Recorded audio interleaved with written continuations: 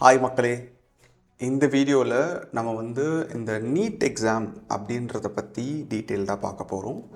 இந்த வீடியோக்கான அஜெண்டா நீட்டை எதிர்த்தோ இல்லை கவர்மெண்ட்டை எதிர்த்தோ இல்லை இப்போ நடக்கிறத சப்போர்ட் பண்ணியோ அப்படின்ற காரணத்துக்காக இந்த வீடியோ எடுக்கப்படலை. என்னோடய பர்சனல் ஒப்பீனியன்ஸ் தனியாக வச்சுட்டு ஏன் இந்த பிரச்சனை நடக்குது, ஏன் இந்த எக்ஸாம் வந்துச்சு அப்படின்ற மாதிரி விஷயங்கள்லாம் இதை பார்க்க போகிறோம்.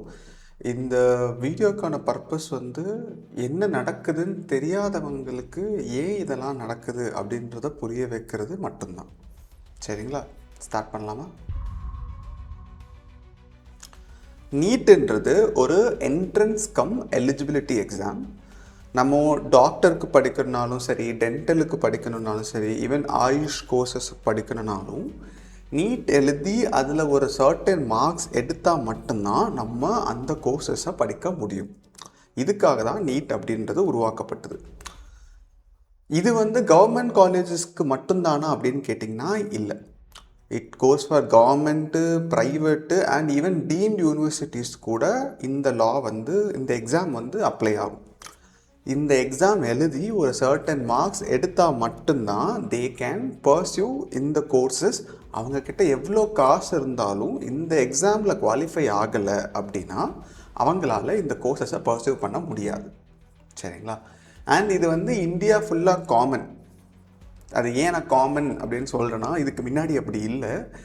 அதை பற்றி நம்ம பேசுவோம். பட் இந்தியாவில் எந்த காலேஜ், எந்த மெடிக்கல் காலேஜாக இருந்தாலும் இந்த பர்டிகுலர் எக்ஸாம் வழியாக தான் people get in to the college. சரிங்களா? அடுத்து ஏன் இதை எடுத்துகிட்டு வந்தாங்க அப்படின்றத பார்ப்போம். ஸோ நீட்டுக்கு முன்னாடி ஸ்டூடெண்ட்ஸ் எப்படி மெடிக்கல் காலேஜஸில் சேர்ந்தாங்க அப்படின்றத நம்ம பார்த்துடலாம். நான் பேச போகிறது தமிழ்நாடை பேஸ் பண்ணி இருக்க போது, ஏன்னா அதை பற்றி தான் நான் ரிசர்ச் பண்ணியிருக்கேன். ஸோ நீட்டுக்கு முன்னாடி நமக்கு இப்போ நம்ம காலேஜஸ்ன்னு எடுத்தோம்னா 2 டைப் காலேஜஸ் இருக்குது நமக்கு. ஒன்று ப்ரைவேட்டு, ஒன்று கவர்மெண்ட் காலேஜஸ். ரெண்டுத்துக்கும் ஸ்லைட் டிஃப்ரென்ஸ் இருந்தது எப்படி நடந்ததுன்னு சொல்லிட்டு.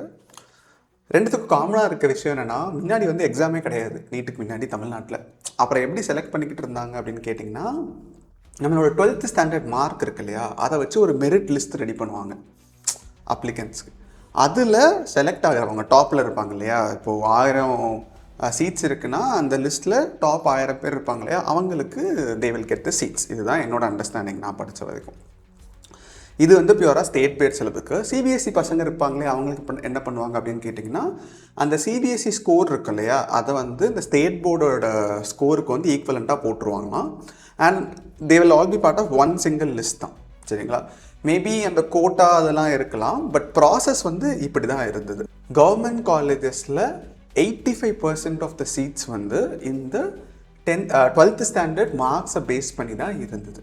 மீதி 15% எங்கே போச்சுன்னு கேட்டிங்கன்னா, அது சென்ட்ரல் கவர்மெண்ட்டுக்கு போயிடும்.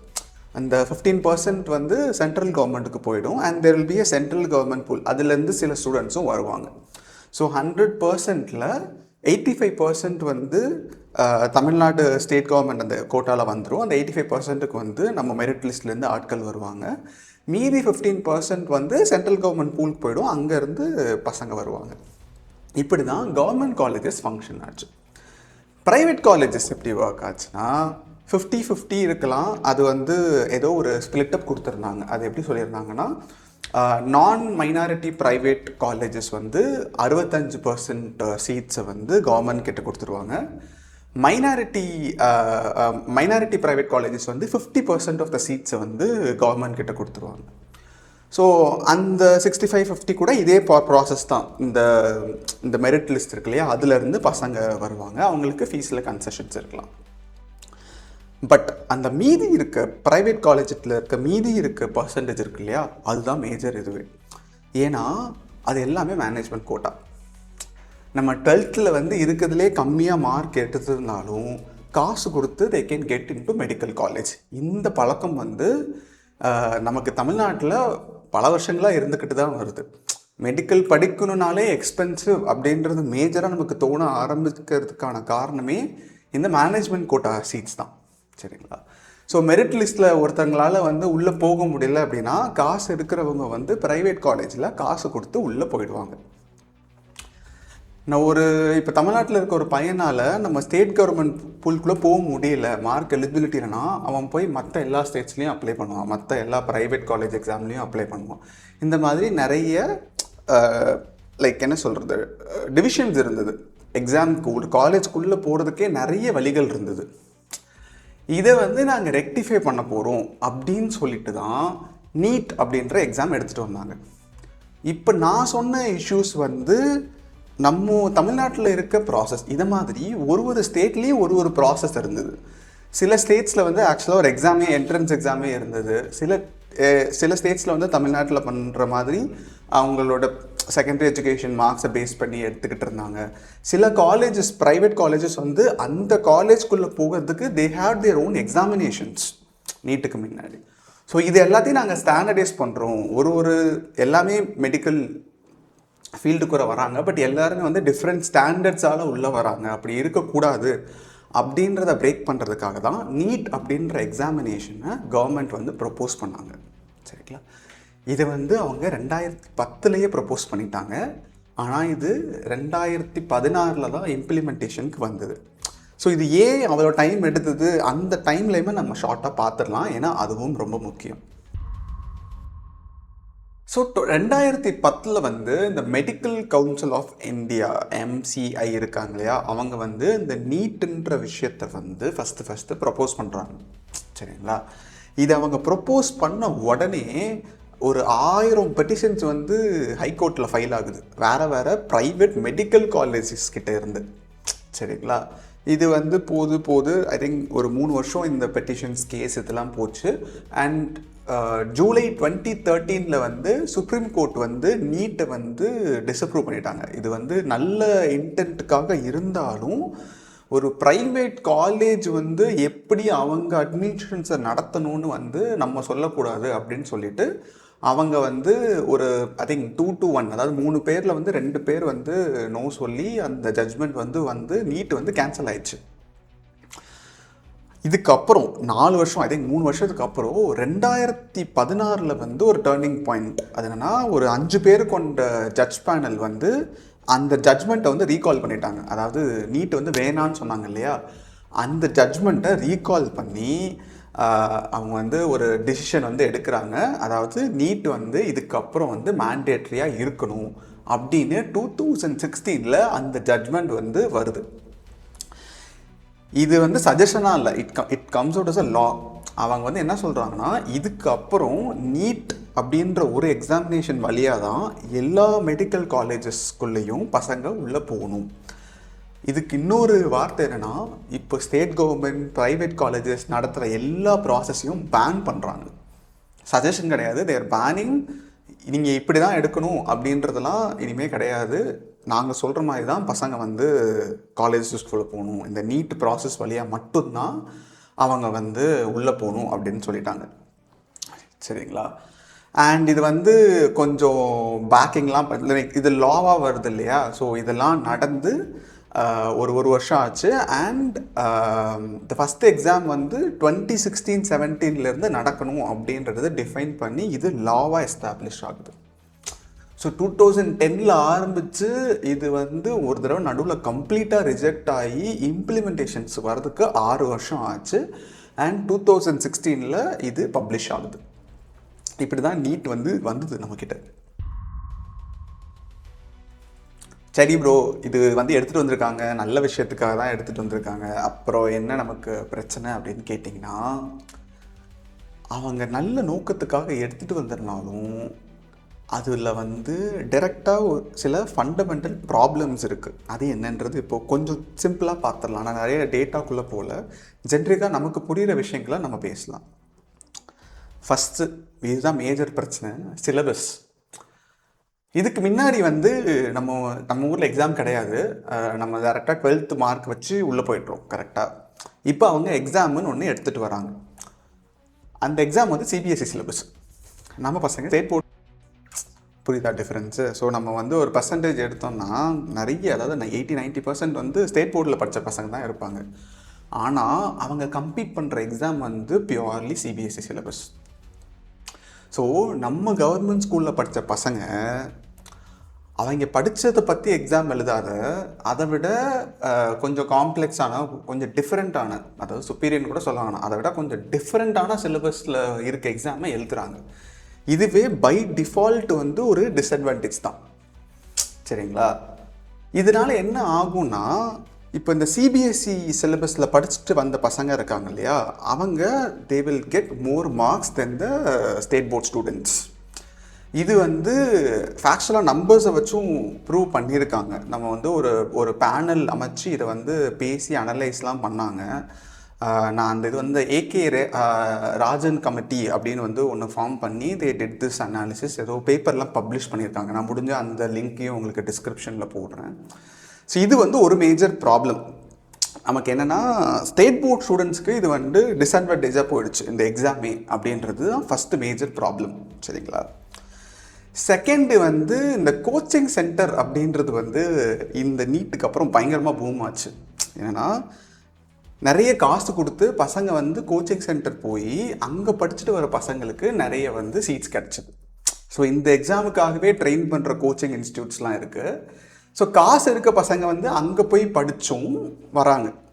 ஸ்டேட் போர்டில் படித்த ப்ரைவேட் ஸ்கூலில் படித்த பசங்க கோச்சிங் சென்டர் போயிட்டு தே கெட் குட் மார்க்ஸ்.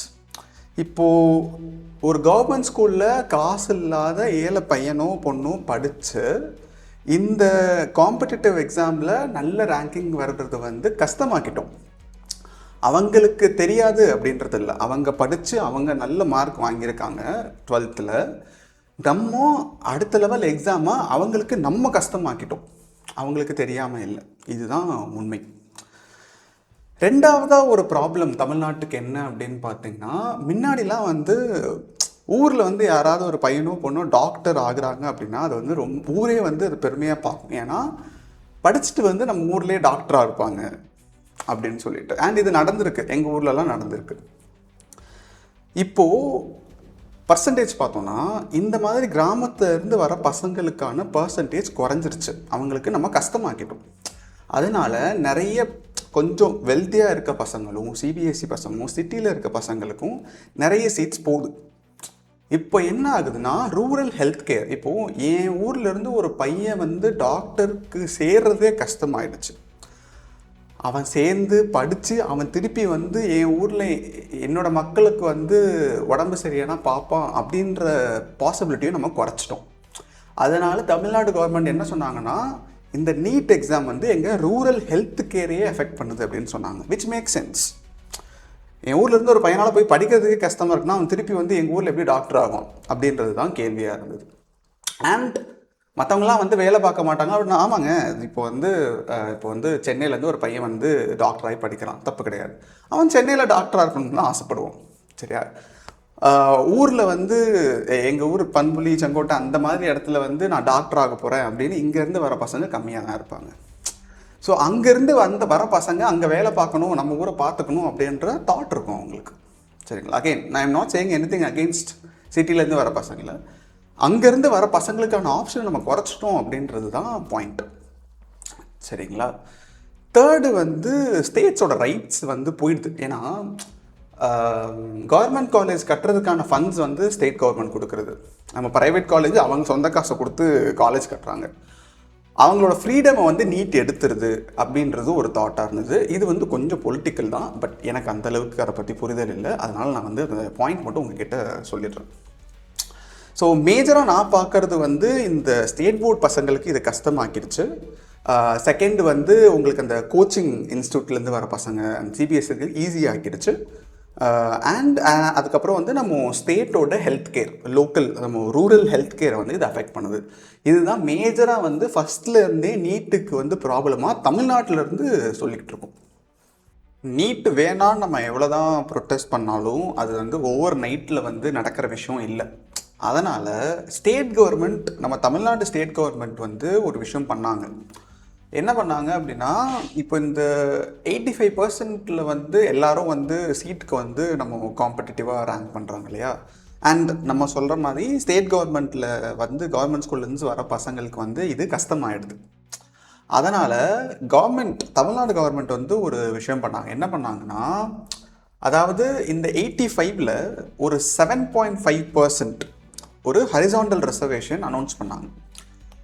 இந்த 7.5% எதுக்குன்னா, நம்ம ஊரில் கவர்மெண்ட் ஸ்கூலில் படித்த பசங்க மட்டும்தான் இந்த 7.5%க்கு எலிஜிபிள். 6th ஸ்டாண்டர்ட்லேருந்து 12th ஸ்டாண்டர்ட் வரைக்கும் நம்ம ஊரில் இருக்க கவர்மெண்ட் ஸ்கூலில் ஒரு பையனோ பொண்ணோ படிக்கிறாங்கன்னா அவங்க இந்த 85%க்கு வந்து லட்சக்கணக்கில் இருப்பாங்களே அவங்களோட கம்பீட் பண்ண வேணாம். இந்த 7.5%க்கு வந்து அவங்களோட பியர்ஸ், இப்போ தமிழ்நாட்டில் ஒரு பையன் இன்னொரு பொண்ணு 3 பேர் இருக்காங்க. 3 பேரும் வேறு வேறு கவர்மெண்ட் ஸ்கூல்ஸில் படிச்சிருக்காங்க அப்படின்னா இவங்க 3 பேருக்கும் தான் காம்படிஷன் இருக்கும் அந்த சீட்டை எடுக்கிறதுக்கு. அவங்க வந்து இந்த சிபிஎஸ்சியிலேருந்து வந்த பசங்களோடையோ இல்லாட்டி இந்த கோச்சிங் சென்டர் போயிட்டு வந்த பசங்களோடையோ காம்பீட் பண்ண வேண்டிய அவசியம் இருக்காது. இவங்களோட பியர்ஸோட கம்பீட் பண்ணி அவங்களால அந்த சீட்ஸை எடுக்க முடியும். இந்த ஒரு எக்ஸெப்ஷனை வந்து தமிழ்நாடு கவர்மெண்ட் எடுத்துகிட்டு வந்திருக்காங்க. ஸோ இந்த எக்ஸெப்ஷன் வந்து 2020 இம்ப்ளிமெண்டேஷன் வந்தது. இவங்க ஐ டோன்ட் நோ, லைக் இவங்க பண்ணதுலேயே ஃபாஸ்டஸ்டான இம்ப்ளிமெண்டேஷனுக்கு தான் நினைக்கிறேன்.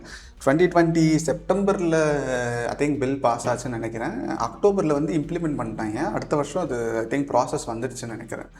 ஸோ இது வந்து கொஞ்சம் பிரச்சனையை வந்து கீழே எடுத்துகிட்டு போச்சு அந்த டைமில். ஏன்னா அவங்க காம்பீட் பண்ணிக்கிறாங்க அப்படின்றதுனால.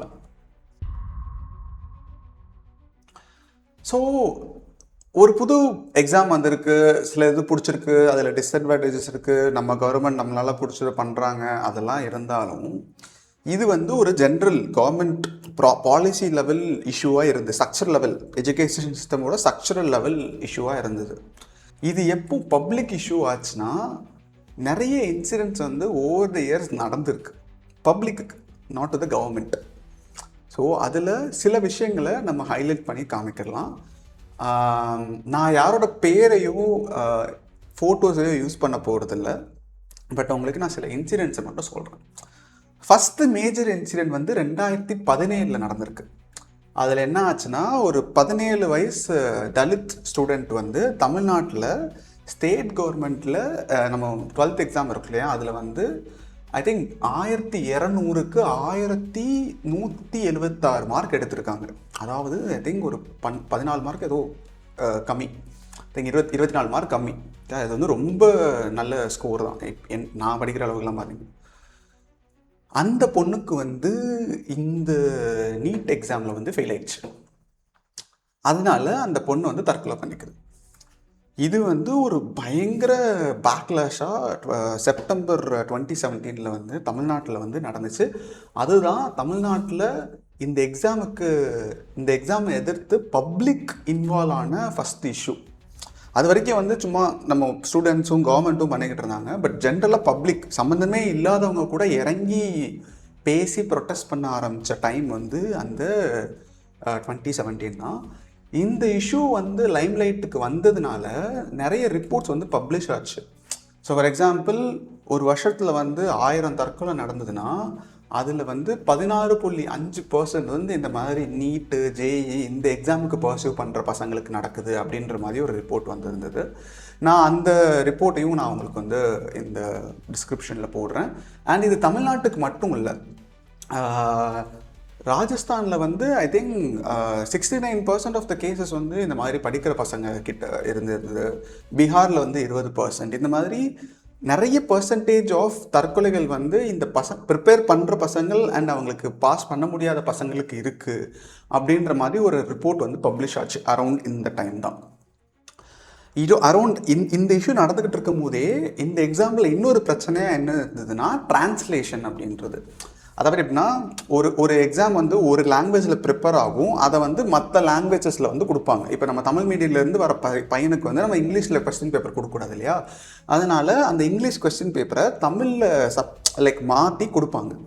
இந்த டிரான்ஸ்லேஷனில் நிறைய பிழைகள் இருந்தது. அதாவது ஒரு வார்த்தையோட அர்த்தத்தை வந்து தெளிவாக டிரான்ஸ்கிரைப் பண்ணாமல் அந்த கொஸ்டினை வாசித்தா அது வந்து புரியவே புரியாது. ஏன்னா அவங்க வந்து டிட்டோ டிரான்ஸ்லேட், இப்போ நம்ம கூகுள் டிரான்ஸ்லேட்லாம் பண்ணோம்ல, அவங்க கூகுள் டிரான்ஸ்லேட் பண்ணாங்கன்னு நான் சொல்லலைங்க, உங்களுக்கு எக்ஸாம்பிளுக்காக சொல்கிறேன்.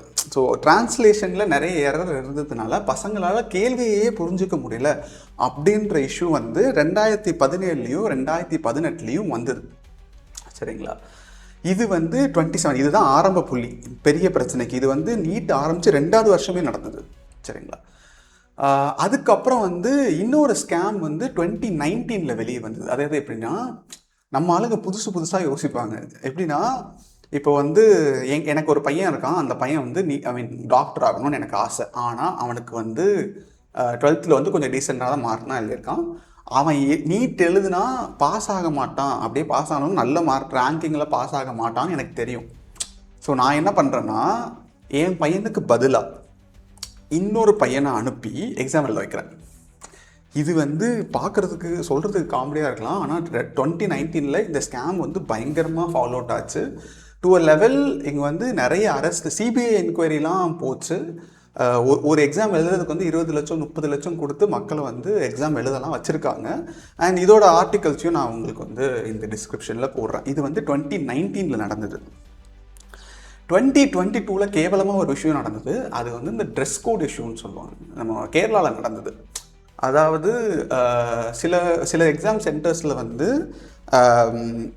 சில பொண்ணுங்க வந்து எக்ஸாம் சென்டருக்குள்ளே போகும்போது இந்த மெட்டல் டிடெக்டர் வச்சு செக் பண்ணியிருக்காங்க.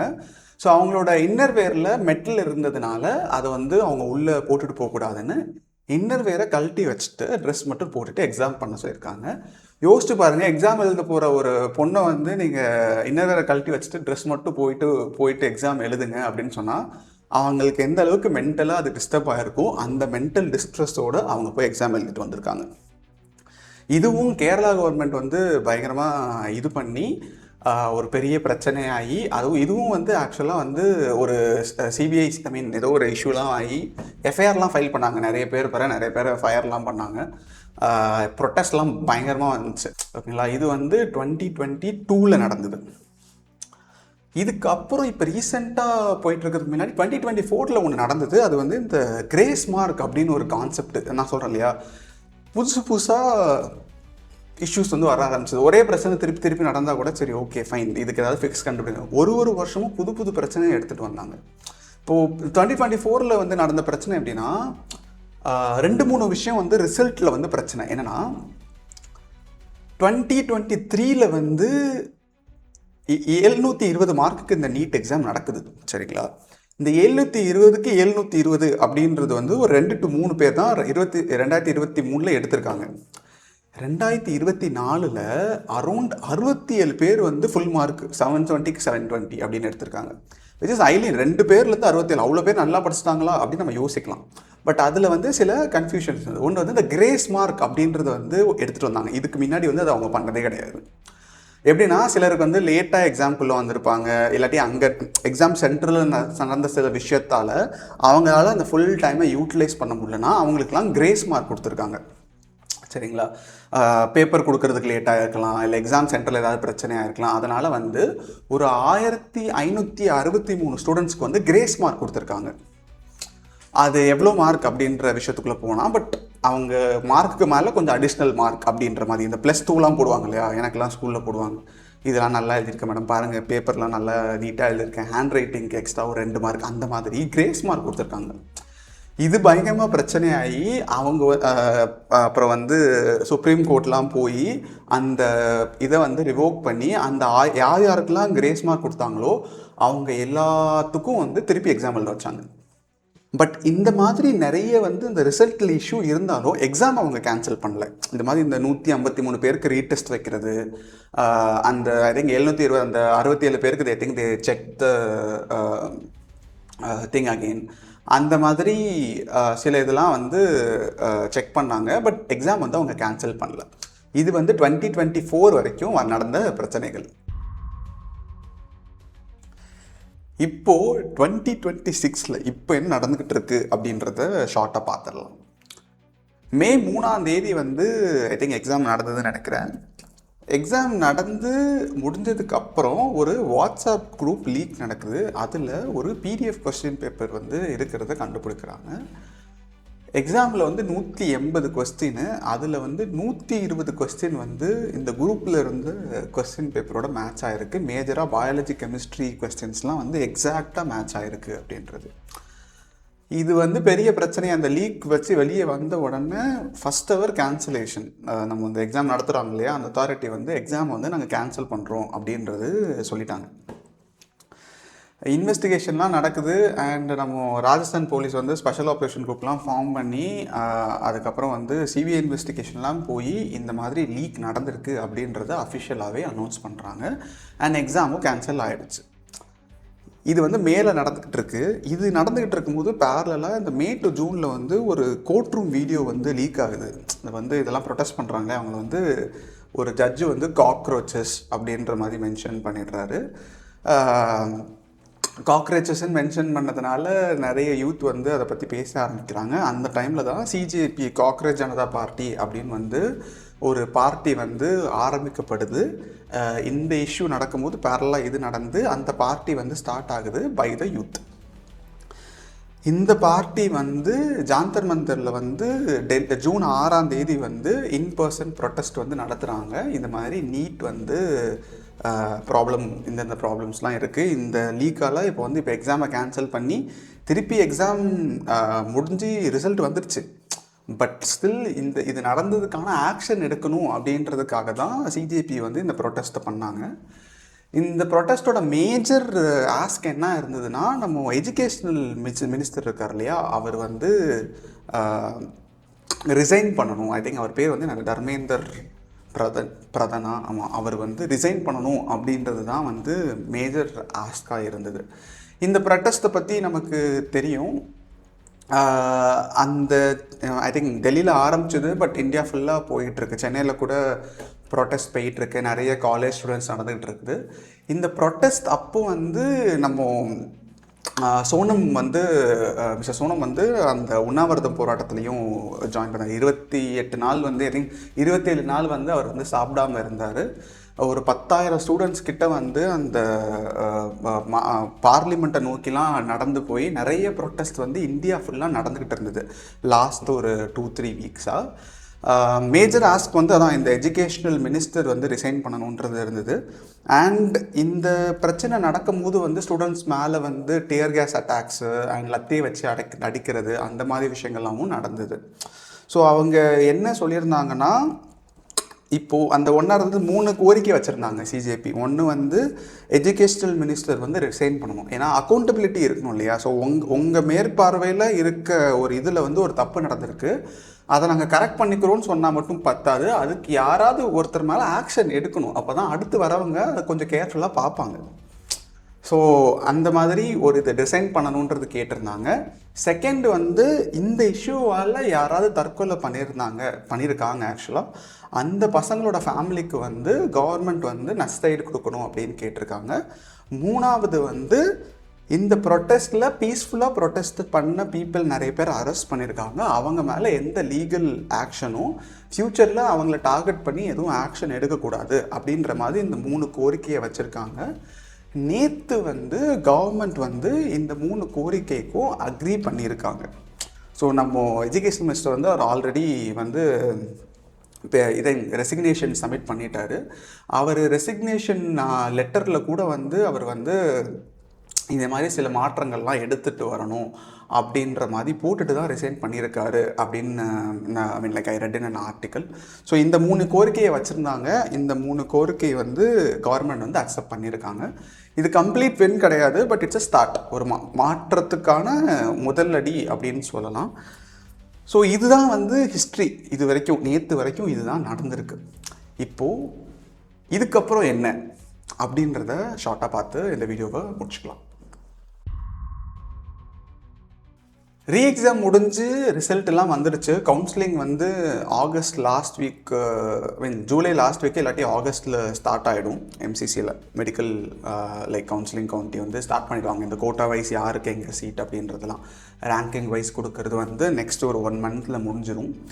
மேஜராக என்ன சொல்லியிருக்காங்க அப்படின்னா, இவர் ரிசைன் பண்ணும்போது கூட ஒரு பிரச்சனை இருக்குது அப்படின்றத அக்ரி பண்ணிவிட்டு ஒரு ஃபார்மேட் சேஞ்ச் இருக்கணும் அப்படின்றத அவரே வந்து சொல்லிட்டு தான் ரிசைன் பண்ணியிருக்காரு அப்படின்ற மாதிரி என்ன சொல்லியிருக்காங்கன்னா, இப்போ இந்த கம்ப்யூட்டர் பேஸ்டு டெஸ்ட் இருக்கு இல்லையா, அதை ரிமூவ் பண்ணிவிட்டு நம்ம பழைய பென் அண்ட் பேப்பர் டெஸ்ட்டாக எடுத்துகிட்டு போனால் பெட்டராக இருக்கும் அப்படின்ற மாதிரியும் ஒரு சஜஷன் வந்து டிரான்சிஷன் வந்து ரெக்கமெண்ட் பண்ணியிருக்காங்க அப்படின்ற மாதிரியும் ஸோ இதுதான் இப்போ இருக்க ஸ்டேட்டஸ். ஸோ ப்ரொட்டஸ்ட் முடிஞ்சிருச்சு, அவங்க கேட்ட 3 விஷயத்தையும் ஒத்துக்கிட்டாங்க. இப்போ அடுத்த வருஷத்துக்கு அதை எப்படி பெட்டராக பண்ணலாம் அப்படின்றதுல தே ஆர் ஒர்க்கிங். இவ்வளோ தான் இது வரைக்கும் நடந்திருக்கு. என்னதான் இந்த ப்ரொட்டஸ்ட் நடத்தி நமக்கு சில மாற்றங்கள் எடுத்துகிட்டு வந்திருந்தாலும், நம்ம 2016 இப்போ வரைக்கும் நம்ம பேசின பிரச்சனைகள்லாம் இருக்கு இல்லையா, அதெல்லாம் எங்கேயும் போயிடல. இந்த சிலபஸ் பிரச்சனை, அதுக்கப்புறம் இந்த ட்ரெஸ் கோடு, அந்த மாதிரி விஷயங்கள்லாம் இன்னும் இருக்க தான் செய்யுது. அதுக்கெலாம் அவங்க எந்த சொல்யூஷனும் எடுத்துகிட்டு வரலை. இந்த பேப்பர் லீக்குக்கான அக்கௌண்டபிலிட்டி ஒருத்தரை எடுக்க வச்சுருக்கோம். இன்னொன்று இந்த ஃபார்மேட் ஆஃப் த டெஸ்ட்டு, அதாவது பேப்பரில் ஆட்டோமேட்டடாக இல்லாமல் பேப்பரில் எழுத வைக்கலாம் அப்படின்ற மாதிரி இந்த லீக்குக்கான ஆக்ஷன்ஸ் தான் எடுத்திருக்காங்களே தவிர, நம்ம இந்த ஓவரால் ஸ்டேட் லெவல் இந்த சிலபஸ்ஸு அந்த மாதிரி விஷயங்கள் எந்த ஆக்ஷனும் இது வரைக்கும் அவங்க எடுக்கலை. அதை பற்றி பேசுகிறாங்களான்னு கூட எனக்கு ஐடியா இல்லை. நம்ம மேஜராக இவர் ரிசைன் பண்ணணும் அப்படின்றத, அதாவது இப்போ நடந்த பிரச்சனைக்கான ஆக்ஷன் தான் எடுத்திருக்கோமே தவிர, ஃபண்டமெண்டலாக நீட்டில் இருக்க பிரச்சனைக்கான எந்த சேஞ்சஸும் இப்போதைக்கு எதுவுமே கன்ஃபார்ம் பண்ணப்படலை. ஸோ பிரச்சனை இன்னும் முடியல. ஒரு அடி எடுத்து வச்சுருக்காங்க.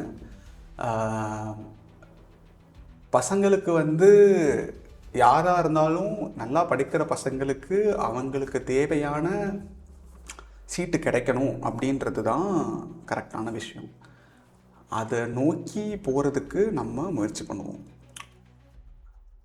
அவ்வளோதான். தெரியும் நம்மளது நான் டெக்னிக்கல் இல்லாட்டி ப்ராடக்ட்ஸு, எக்ஸலு அந்த மாதிரி விஷயங்கள் கண்டென்ட் போடுறதுக்காக தான் இந்த சேனல் ஆரம்பிக்கப்பட்டது. பட்டு நான் ஏன் இந்த வீடியோ போடுறேன் அப்படின்னா, ஊரில் சொந்தக்காரங்க ஒரு 4 பேர் என் வீட்டுக்கு வந்திருந்தாங்க தங்குறதுக்கு. அவங்க பையன் சென்னையில் இப்போது இன்டர்ன்ஷிப் பண்ணுறான், அவனை பார்க்கறதுக்காக வந்திருந்தாங்க. அவங்களுக்கு இந்த பிரச்சனைனா என்னன்னு கூட தெரில. ஏன்னா சென்னையில் நடந்துக்கிட்டு இருக்கு. அவங்க என்கிட்ட ஒரு வாரத்தை கூட இதை பற்றி கேட்கல, இதை பற்றி பேசலை. ஸோ நம்மளை சுற்றி நடக்கிற ஒரு பிரச்சனைக்கு என்ன ஏது அப்படின்றது நமக்கு அந்த புரிதல் இல்லையோ அப்படின்னு எனக்கு தோணுச்சு. எனக்குமே அந்தளவுக்கு இல்லை. நான் இந்த வீடியோக்காக உட்காந்து நிறைய படித்தேன். ஸோ நம்ம நார்மல் மக்களுக்கு இந்த மாதிரி விஷயங்கள் தெரியணும் அப்படின்றதுக்காக தான் இந்த வீடியோ உருவாக்கப்பட்டது. யாருக்கு சப்போர்ட் பண்ணுறதுக்கோ எதுக்கிறதுக்கோ புரட்சி உண்டாகிறதுக்கோ இல்லை. அதுக்கெல்லாம் நிறைய ஆட்கள் இருக்காங்க. இது தெரியப்படுத்துறதுக்கான வீடியோ. இதை பார்த்துட்டு நீங்கள் அடுத்த நீட்டை பற்றி ஒரு நியூஸ் படிச்சிங்க அப்படின்னா, இதுக்கு முன்னாடி என்ன நடந்தது, ஏன் இது நடக்குதுன்றதுக்கான புரிதல் கொஞ்சம் உங்களுக்கு இன்க்ரீஸ் ஆகும் அப்படின்ற நம்பிக்கையில் தான் இந்த வீடியோ உருவாக்கப்பட்டது. சரிங்களா? ஸோ நம்ம இது மாதிரி வீடியோ நிறைய போடுவோமான்னு தெரியாது. நம்ம எப்பவும் படிக்கிற கண்டென்ட்டுக்கு போயிடுவோம். பட் இந்த வீடியோ உபயோககரமாக இருந்தது அப்படின்னு நான் நம்புகிறேன். ஜென்ரலான தாட் எனக்கு என்ன இருந்துச்சுன்னா, முன்னாடிலாம் எங்கள் ஊரில் 2 டாக்டர் இருப்பாங்க. இப்போல்லாம் எங்கள் ஊரில் நான் டாக்டர்கிட்ட போகணுன்னா தென்காசிக்கு தான் போகணும், விச் இஸ் 30 minutes அவே. சென்னையில் நமக்கு இது புரியாது. நமக்கு ப்ராக்டோ இருக்குது, பக்கத்துலேயே ஹாஸ்பிட்டல், பெரிய மல்டி ஸ்பெஷாலிட்டி ஹாஸ்பிட்டல்லாம் வந்துடுச்சு. பட் நம்ம பேசுகிறது ஊரில் கிராமங்கள்லேருந்து வர டாக்டர்ஸோட எண்ணிக்கை குறையும். அதை எப்படி ரெக்டிஃபைஸ் பண்ணுறாங்க அப்படின்றது நம்ம பார்க்கணும். அடுத்த தடவை இந்த மாதிரி ஏதாவது ஒரு போராட்டமோ ஏதாவது பெட்டிஷனோ வருதுன்னா, உங்களுக்கு அந்த பிரச்சனைக்கான புரிதல் இருந்ததுன்னா நீங்கள் ஆக்ஷன் எடுப்பீங்க அப்படின்றதுக்கான காரணத்துக்காக தான் இந்த வீடியோ. சரிங்களா? வெயிட் பண்ணி பார்த்ததுக்கு நன்றி. அடுத்த வீடியோவில் சந்திக்கலாம். பை.